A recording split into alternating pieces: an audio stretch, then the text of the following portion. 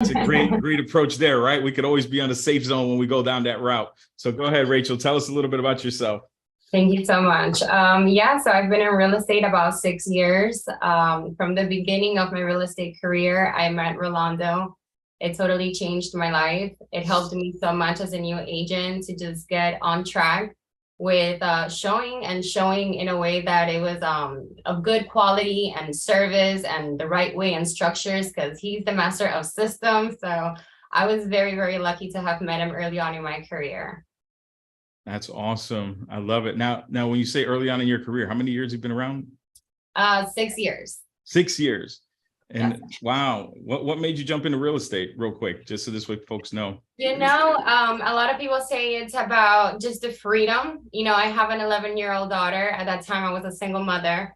I was in a career path change, and I wanted to choose something that will allow me to prioritize her. If I had to go to her school and pick her up, or if I had to my world revolved around her. So I was like, real estate is a great opportunity to have my own time, my own schedule, and of course, financial freedom. But, with your own schedule comes discipline and responsibility. And that's something I learned along the way. And I loved it. I've loved it ever since. Awesome. Thank you so much for sharing that. And especially as a mom, I mean, there's so many moms that are watching this right now. And you don't know, Rachel, how many times I've heard where moms are like, oh, I don't know what to do. I don't know how to sacrifice here. I don't want to sacrifice there. I don't want to leave my kids with this person. I don't want to leave my kids with that person. I mean, the battle that moms go through on a everyday single basis just to be able to, do this business is unbelievable what goes through your head. So I'm so grateful that you're on here to be able to share with us how you navigated through that as well, too. So I'm going to give Rolando a moment here to share about himself, but thank you so much for that. So grateful for that. Isn't she amazing? I mean, she is, dude. I'm like totally floored, man. Because dude, we don't get too many folks that are moms that jump on here and share. Usually it's folks that's, it's like either they're single dads or they're single this, single that. But it's like to have a mom share because you have a nice audience in this group that really want to hear from you. Yeah. Well, thanks, Rob, again for having us. It's really an honor and a pleasure to be in this Zoom with you guys and get to talk about something that we've had some success with. So my name is Rolando. I have been licensed for about 6.5 years, but I didn't really start in the business until I joined Keller Williams 5.5 years ago. Just the training, the environment, the growth taught me a lot. So joined Keller Williams, was a buyer's agent for a couple of years. That's where I met Rachel. Then was able to have an opportunity where I became the team leader of the Miami Shores Market Center. That's where I met you, Rob, stand-up guy. And a couple of years of doing that, had a great run and decided to get back into sales and run the team that I was formerly a buyer agent on. That's awesome, man. That's awesome. So you've been around the block, you've seen things from all different perspectives. And, the one thing for everybody that's listening and watching is whenever you have the opportunity to be a team leader within Keller Williams, the one thing that most folks don't realize is that you're being trained literally to be a master recruiter, a master enroller. And in addition to that, you're coaching those who are in the top 20%. So anytime you speak with a team leader like Rolando, and any team leader you come across, you're actually accessing the knowledge of multi-million dollar producers. So what he's sharing right here with Rachel is just a little smidget of what it takes to build an amazing team. But I'm super grateful to have both of you guys here because this is a wealth of knowledge and a wealth of resources to be able to have here. And thank you for taking the time from your schedule to be able to teach us and to help us be better in our business. So let's get into the topic. The topic when we were talking, showing agent mastery, right? So it's learning how to use this model. So can you break it down for us? What is a showing agent for some of those who are brand new? Because some of the people watching, they don't even know what a showing agent is. And then how did that become something for you guys in terms of a business model, and how are you implementing it today? You want to start, Rach? Yeah. ladies first. Well, showing agents for me, it's basically we're a team. We're working as an extension of one another. So when I first started with Rolando, he was like, look, you're a representation of me with my clients. They already know that they're gonna be meeting you. But remember that whatever you do, you're representing me and us together as a team. So again, with the systems, he kind of coached me at first. You're not just showing a house, you're not just opening a door. You're gonna be asking these series of questions, and you're going to ask him, what did you like about the house? What didn't you like about the house?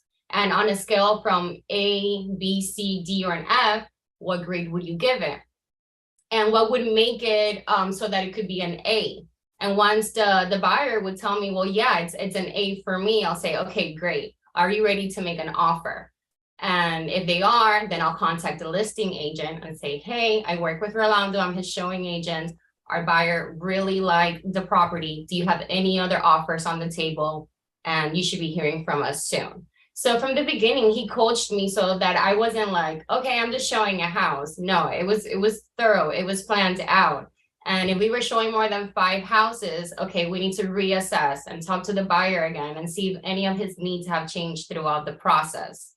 Also, if the buyer does like the house, and he'll ask me, what do you think I should offer? Rolando and I are an extension of each other. I'm not going to make a decision right then and there. I'll say, that's a great question. Let me get with Rolando and we're going to run some comms and we'll get back to you. So as soon as I'm done showing, I'm on the phone with Rolando and I'm telling him. So he's like running comms right away. We're not wasting time and we're getting the buyer as he's hot and ready to move forward. So it's all about time management. It's about persistence and systems. We're really big on systems because once you start producing in a large scale, if you have systems, your buyers are not going to fall through the crack. And it allows everyone to know, okay, this is what's next, and that's what's next. And the buyers really like it because they feel guided. They sense that we're professionals, that we know what we're doing, and they're not lost throughout the process. So from the beginning, Rolando coached me very well. And I was able to imply that in my own business. Aside from being a showing agent, I'm also a buyer specialist. So once I apply that into my system, I'm like, I'm learning from the best. My buyers are like, this lady's a pro. So I think that was very important from the beginning, have the proper coaching. I love that you shared that it's number one, systems, right? But then on top of that, it's having the coaching relationship with Rolando. I mean, what does that dynamic look like between the both of you? Because here's what I've learned, and you guys correct me if I'm wrong. People just don't like accountability. You know what I mean? It's like here you have a group. For anybody that's watching this right now, you guys can jump on Zoom if you're a VIP member. But many people don't want to jump into VIP because of the simple fact that they don't want to be held accountable every single week, even though it's like a nominal entry point. It's the accountability, right? That, hey, look, if you're stepping up to say, I want to be coached, you're actually saying, I want somebody to hold me accountable to the goals that I set. How's that working relationship with you guys? From the beginning, I think the dynamic between Rolando and I is we like to service our clients. We come with a heart of service, and however we can come to contribute and really make their dreams come true. I think it also comes from our background that we've been like the underdogs and we're here. So we really love helping somebody achieve their goal and their dream. So you have to have that service heart. And also coming to him, I think what worked between us was that I had a coachable mentality. I wanted to be a student. I wanted to learn. So it wasn't like he was telling me something. I'm like, oh yeah, I know. I was like, no, tell me more. I want to absorb and I want to learn. And I think that's what he was looking for when he was looking for a showing agent, someone that would be coachable and teachable. And I was like, I'm your girl. Let's go. That's awesome. I love it. I love it. So I'll add something here, Rob, just so everyone is aware. Because you probably hear Rachel speak and you're like, oh my God, she is awesome, right? Really talented. So how Rachel actually got in touch is because someone who was in leadership at the time saw a lot of talent in me and saw a lot of talent in her. And I was a buyer's agent, and I was crushing setting appointments, holding appointments, and getting buyer agreements signed, to the point where I got too many buyers, and I was like, I cannot keep setting appointments and holding them and getting agreements signed if I can't take the, like, I can't do both. I can't show properties while I'm also trying to get more buyers into the pipeline. So I needed a showing agent. And the reason actually I got the idea was because someone used me as a showing agent. So I was a brand new agent, and another agent asked me to do showings for them. And then I realized, I was like, hold on, I can do the same thing. And I'm in a situation now where I need the leverage. So Rachel and I got in touch, and like she said, you know, it was all about systems. It was all about, this is exactly what's going to happen. This is what I'm going to do before you even meet them. These are the expectations I'm going to set with them. When you go to the showings, this is exactly what we're going to do. This is how you're going to show up. This is what you're going to say. And we just had a really, really good system. And frankly, a lot of my clients ended up liking her more than me. Yeah. So it was a home run, you know, it was a home run. So yeah, that was my part of the, of your question. Cool. No, thank you for that. And so now that we're here, how is it with you in terms of you guys working together with your systems? Because since you have the experiences working as a showing agent before and in the past, which now it makes even better sense, you know, it's the systems that you have is for the purpose of communication, right? And following through to make sure that you guys are on the same sheet of music. Right now, at what point did you decide that, hey, look, like, was there a situation that happened, or is that how you started off the beginning? Because many people right now that are watching this, they're like, okay, great, I need the help, I need the leverage. Where do I get started? What's the first point of communication?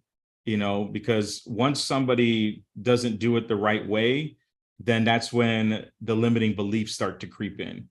So Sure. Share with us. Yeah, so the point when I realized I needed a showing agent. So my first year at Keller Williams, by the grace of God, you know, I was able to sell 21 houses my first year. And it was great, but I wanted to go for 50.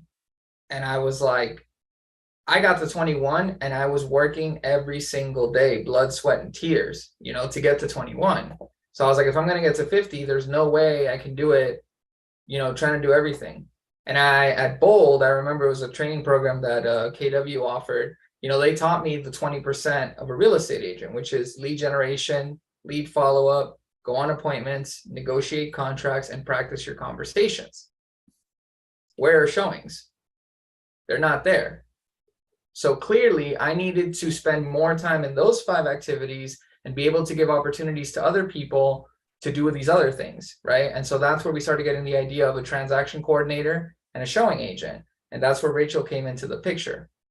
Yeah. Okay, So as a showing agent, in addition to showing them the house initially, and you know, once they submit an offer and they're under contract, I will also show up for their inspection.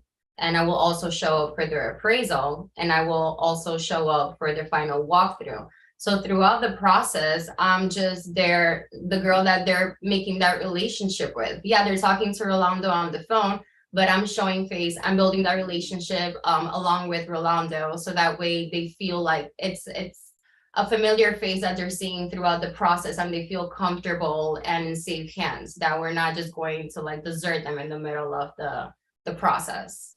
So that's worked great. And then towards the end, you know, these are clients for lifetime. There's clients that we worked with 6 years ago when we first started that we just did a Christmas drop off. And every time they talk to Rolando, they're like, hey, say hi to Rachel for me, or, you know, vice versa. So it's definitely relationships of, you know, for life that you're creating with these people. And it's all in how you represent yourself and we represent one another. And it's all about accountability, you know?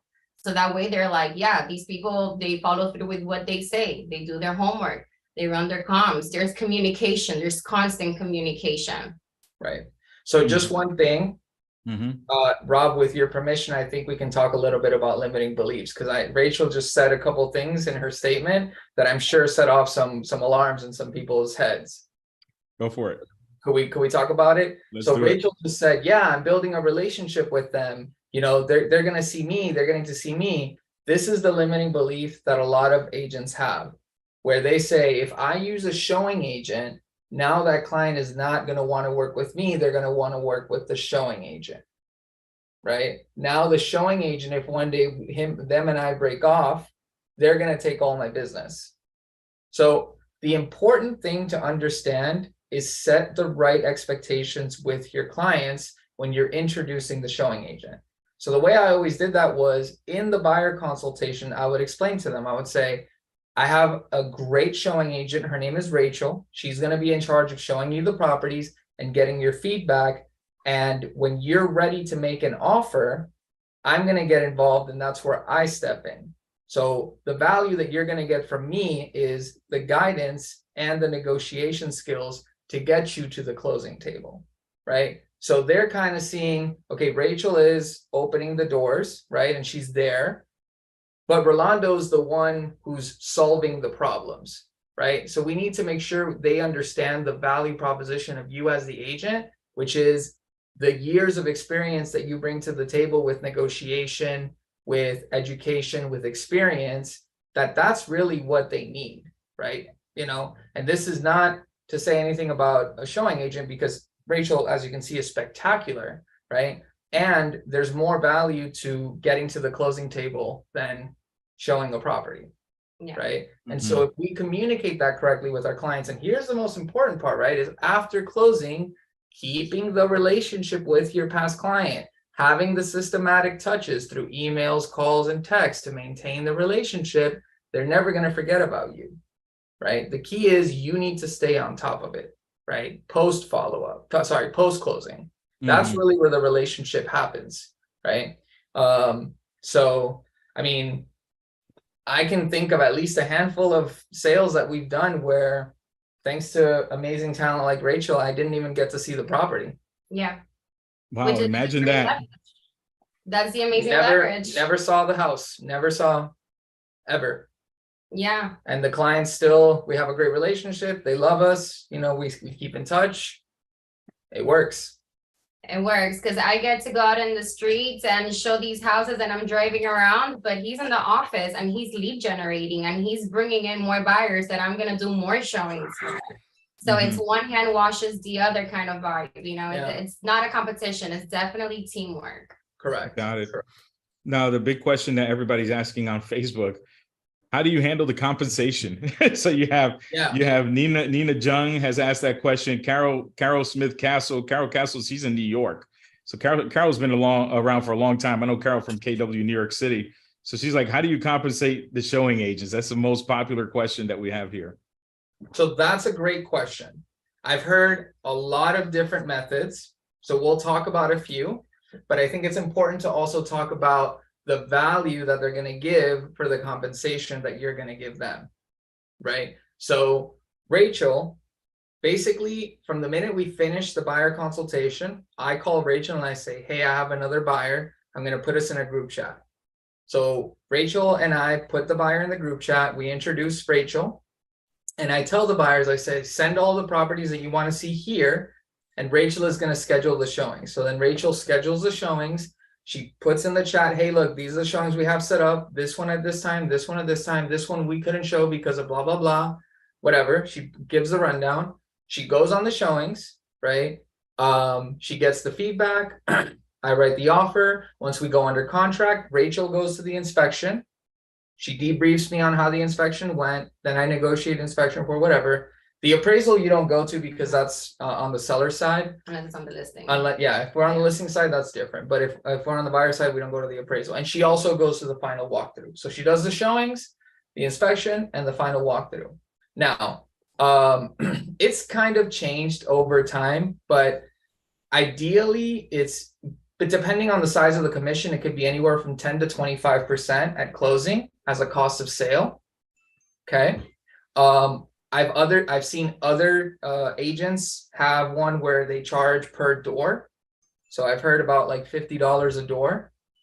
We took the route of cost of goods sold because frankly, I was like, I don't want to incur an expense before actually closing. So we both agreed like, hey, you can make more money, but we have to get to the closing table.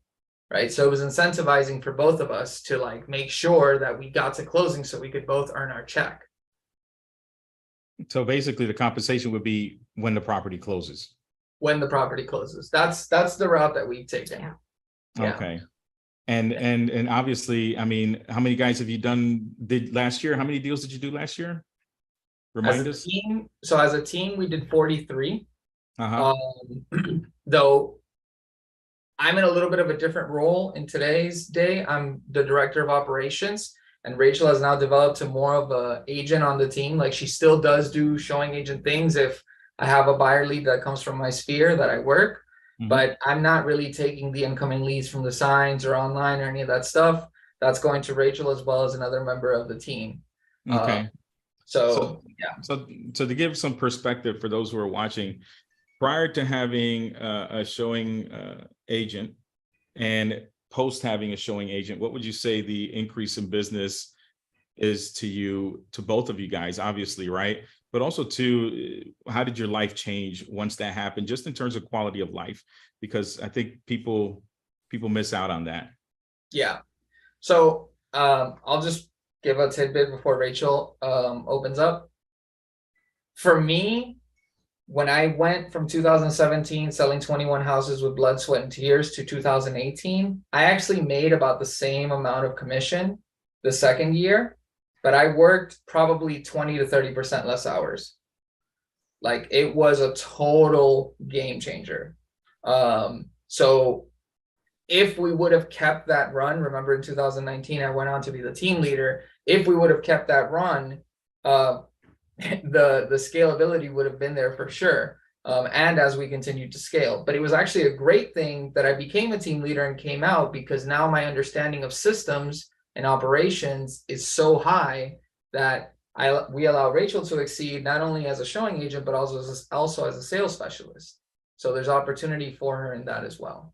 Yeah, absolutely. And starting out as a new agent, when I first met Rolando, it definitely helped me learn the systems and learn the proper value that I can give the buyer. So once I was ready to take on business of my own, it's like I already had field experience. And for me, it was like I was trained by the best. Obviously, he was the office team leader. So he's a very, very good coach. And I felt like that gave me a lot more of confidence to work with the buyers, and they can totally sense that. So with that, there was more referrals coming in and more clients because I wasn't cold into it. I was warmed up, I was well trained, and I had systems in place to scale my business.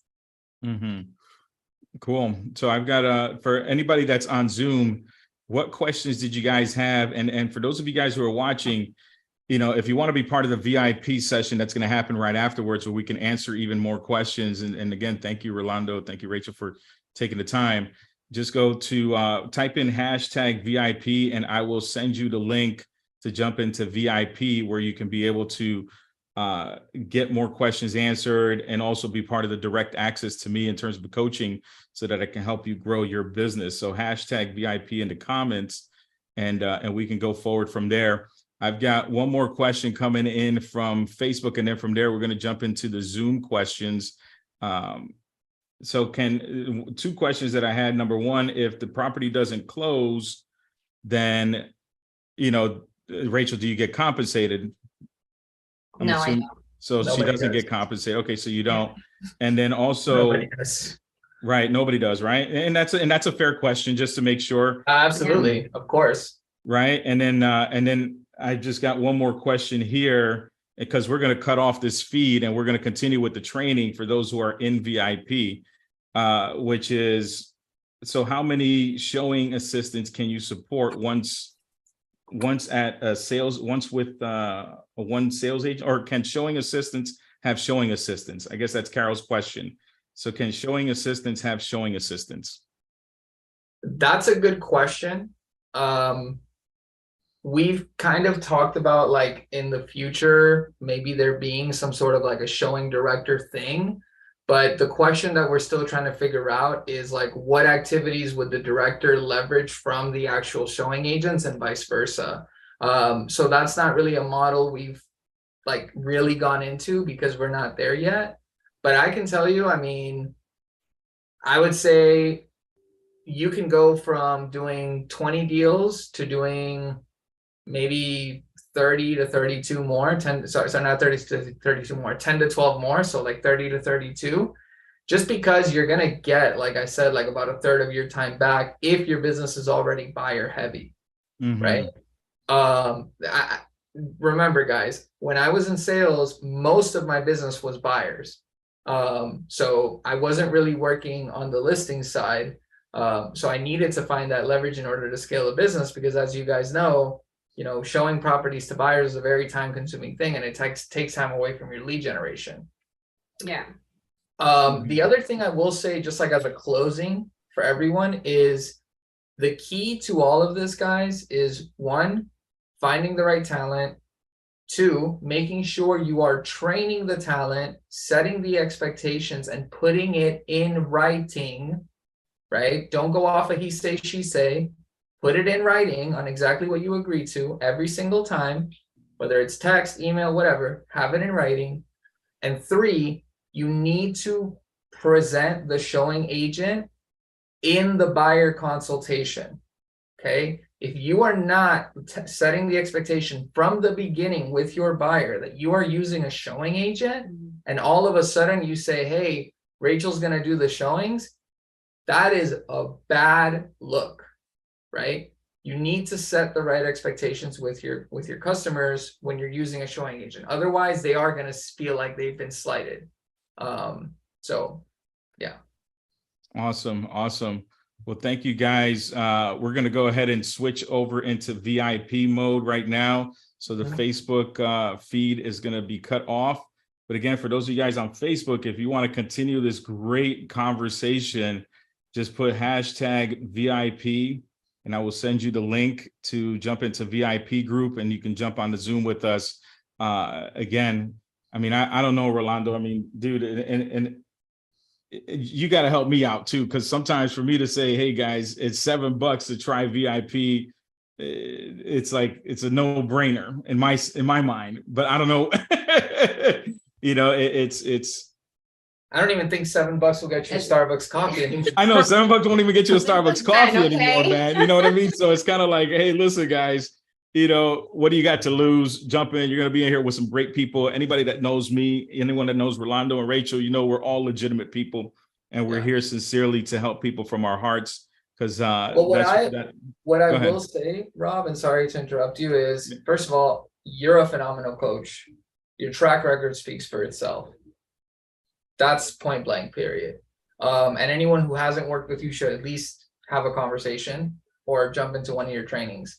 But the second thing I will say is maybe it's the fact that it's only $7,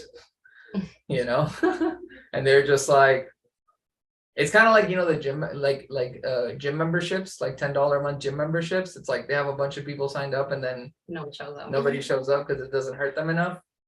I say charge $500 a month. that'll get people to pay attention, right? Grant Cardone says that. He's like, if you want people to pay attention, you got to make them pay, because if it's too cheap, then they're just, $7 a month. I don't need to go to the trainings. Right. And and it's a great point. And those who jump on and they check out the VIP, it switches to $47 a month afterwards. However, I'm glad you mentioned this, because we're going to talk about this in VIP. And the ones that are on Facebook, guys, we're going to have to cut this feed, because I know you want to hear these tricks of marketing that are happening right here that's helping everybody gain attention. But I will get to share that with Rachel and Rolando personally, because I love these guys and I'm so grateful for them being here. So those on Facebook, hashtag VIP, and you'll get into the group, and we'll sign off there. So I'm going to pause this recording, and then we're going to jump into the VIP coaching and start the recording again. Hold on a second.